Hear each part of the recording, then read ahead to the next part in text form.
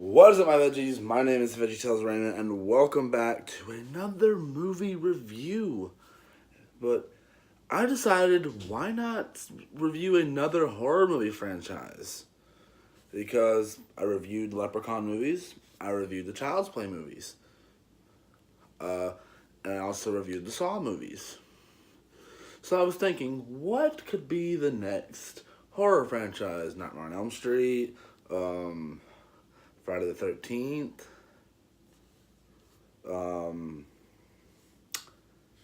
Heckraiser, even though I know that's not what it's called, but that's just what I'm going to call it. But no, none of those. Today we're going to be reviewing a very popular horror franchise, which I've only seen one movie out of the entire franchise, fully at least, which is Final Destination. Now, I've seen the second one countless times when I was younger, but just last night was the first time I ever watched the first one. And boy, did this movie have some interesting things about it.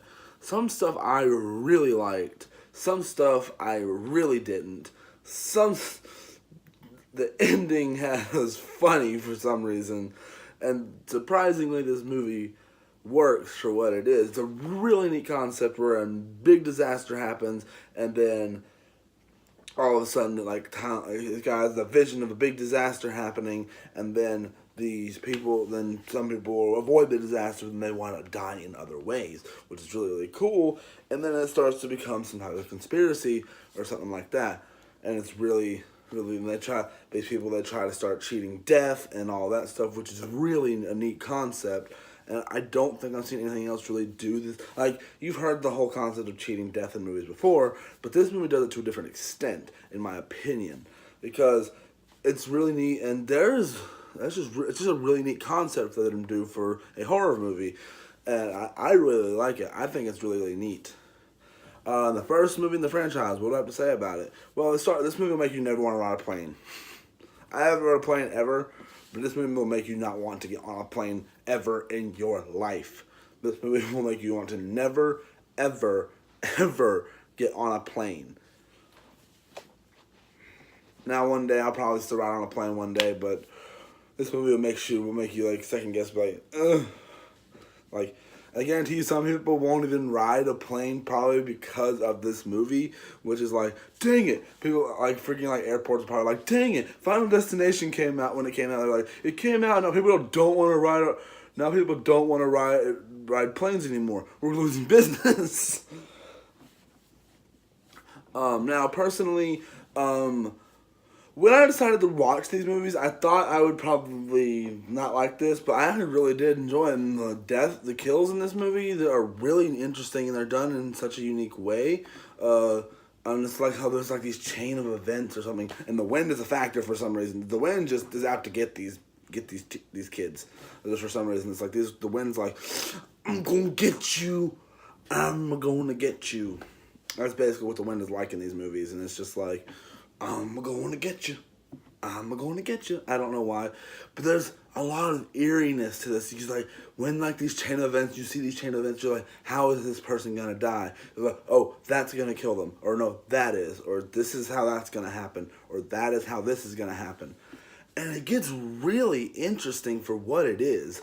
You sit there and you're like, wow, like, what is the plan here? Like, what are they going to do here?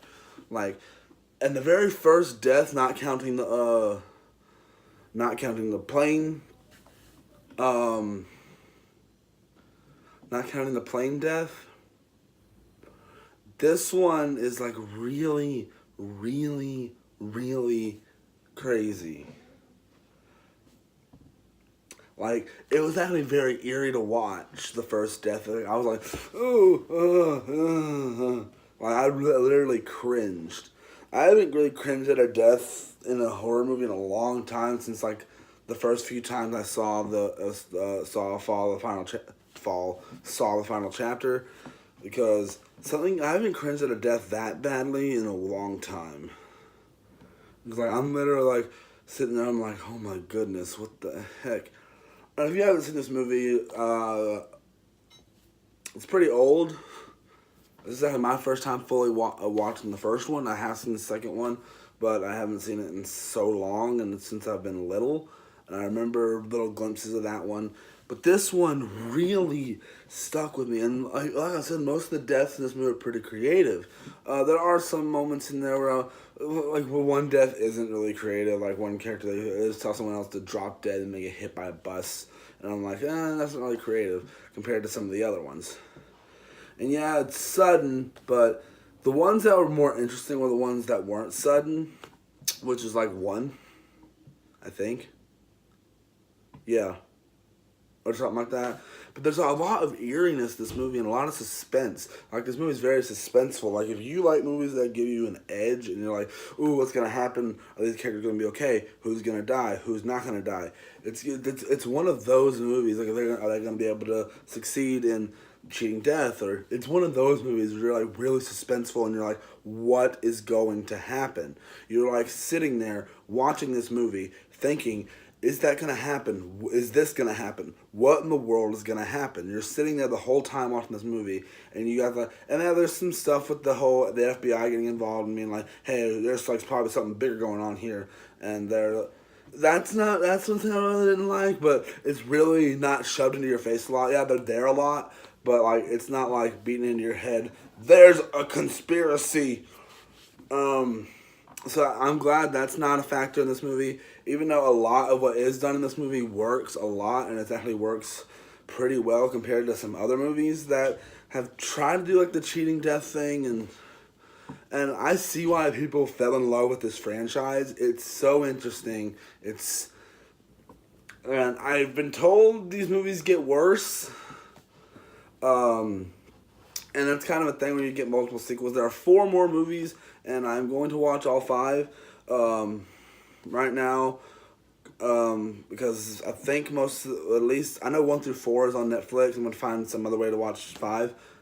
But these movies are so interesting, and it's just it's a completely different type of horror movie. You're like sitting there like, how is this person going to die? And be like, oh, this is...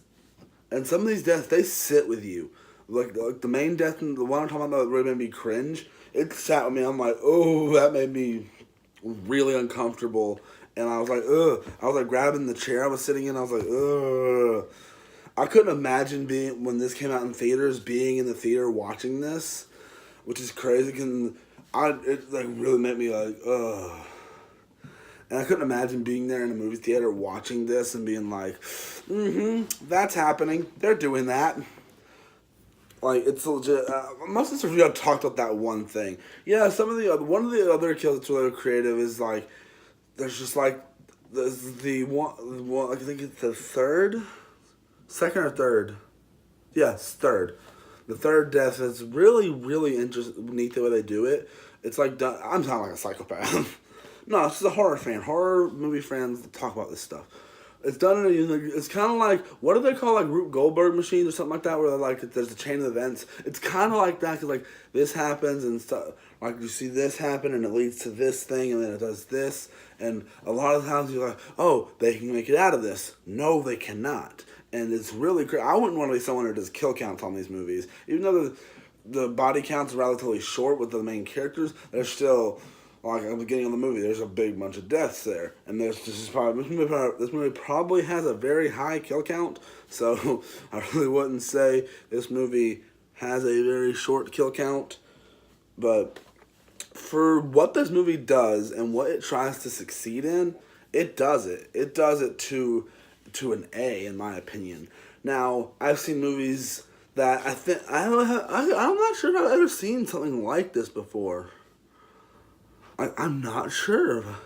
Yeah, we've seen the whole Groundhog Day thing or something where you like try to prevent things that we've seen, but nothing to this extent, I don't think. You've seen stuff like this in TV shows where they're like, oh, I saw the future, I need to try to prevent that, or do this to make that happen, or blah, blah, blah, blah, or I know this is going to happen. And you see things like that in movies and TV shows, but you don't really see them to the way it's done here, where there's a big disaster and a lot of people die, and then whoever saw the vision, they're like, some people just survive, and then they wind up dying in other ways, which is really a neat concept if you think about it, especially if you're a horror fan. I think it's such a unique way to just think about how things in this movie are done. I just really think it's good. I'm gonna have to give the movie a straight up 4 out of 5 because there are some things in this I didn't like. But I'm not gonna give it a solid. I'm not gonna give it a 3, but I'm gonna give it a 4 because I actually really did enjoy this movie, and hopefully, from what I remember, I did remember enjoying 2. That's one a lot of people really enjoyed the most. So hopefully I can enjoy that one. So I hope you guys enjoyed this video. If you did, please tap that button down below. All that good stuff. And I'll see you guys in the next one.